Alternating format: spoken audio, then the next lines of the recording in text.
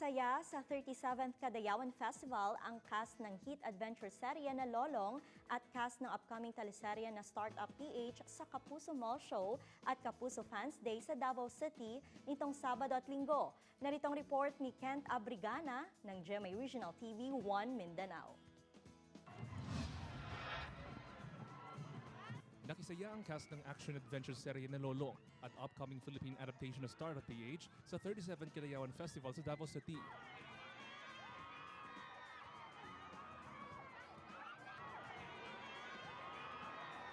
Sa isang media conference noong linggo, ibinahagi ng cast ng Startup PH na pinangunahan ng Asia's multimedia star Alden Richards at Jerry Gonzalez ang kanilang reaksyon sa bagong project. Bumisita naman sila sa GMA Davao Station para sa isang interview sa morning show ng GMA Regional TV Mindanao na At Home with GMA Regional TV. Agad naman silang dumiretso sa Vista Mall Davao para sa Kapuso Fans Day kung saan dumagsa ang fans nila. Ayan, and hindi lang yan partner dahil nandito kami para mapasaya kayong lahat. Excited once again, andyan. Naghiyawan ang mga fans nang lumabas na sa entablado sina Jerry Gonzalez at Alden Richards.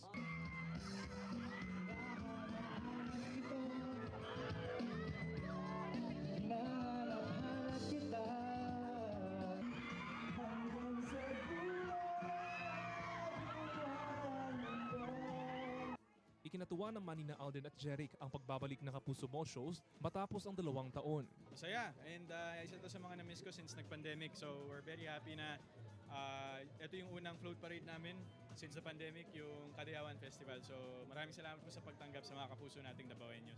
Iba yung energy, talagang nakakamiss yung mga tao na ngayon nag-face-to-face na ulit, na na-miss namin sila talaga. Nitong Sabado naman, nakiselebrate din sa Kadayawan Festival ang cast ng hit adventure serye na Lolong na sina Ruru Madrid, Ara San Agustin, Shaira Diaz at Rochelle Pangilinan. Sa MediaCon, pinasalamatan ng cast ang mainit na pagtanggap ng publiko sa Lolong. Ibinahagi din ng mga cast ang kanilang naging preparasyon sa programa. Malaking tulong po sa amin yung nasa quarantine kami na nag-script reading kami. Hindi lang physical preparation but more on mental and emotional preparation. Yung first laki kasi namin, talagang napaglaruan talaga ako yung mga elemento. So, yung second laki ko, yun na yung naging preparation ko. So, marami na akong binaon na mga parang agimat, ting-ting. Siyempre, yun nga, nag-workout ako talaga ng gusto para dito. Somehow, nag-research ako about crocodiles. Bumisita naman ang cast ng Lolong sa GMA Davao Station para sa isang interview sa morning show ng GMA Regional TV Mindanao na At Home with GMA Regional TV. Pagkatapos nito, agad na dumiretso ang cast ng Lolong sa Quezano Grand City Gate sa Davao City para sa Kapuso Mall Show kung saan dinagsa ito ng mga Davaoeñong fans.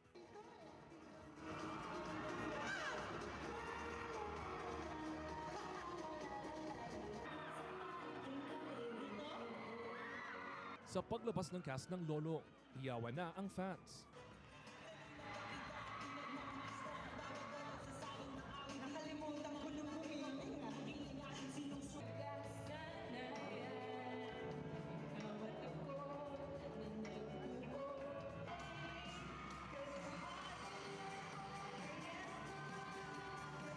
Hinarana naman ni Ruru Madrid ang kanyang fans.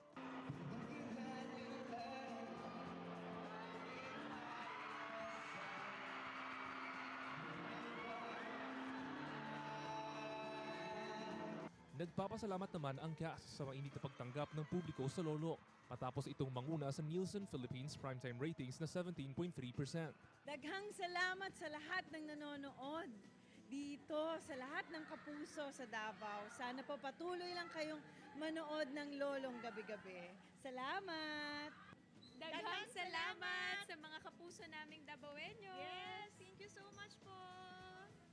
Sa mga kapuso po natin, lalo na po sa mga kapuso na Davaoeños, inaniya ko po kayong lahat na patuloy na suportahan po ang Lolong. Gabi-gabi po yan, 8 p.m. after 24 oras at 9:40 naman po sa GTV. Dahil ito na po ang simula ng matinding bakbakan. Nagpapasalamat naman ang cast ng Lolong at Startup PH sa pagkakataong ibinigay sa kanila ng GMA Regional TV na makasalamuha ang kanilang fans sa Mindanao ng personal.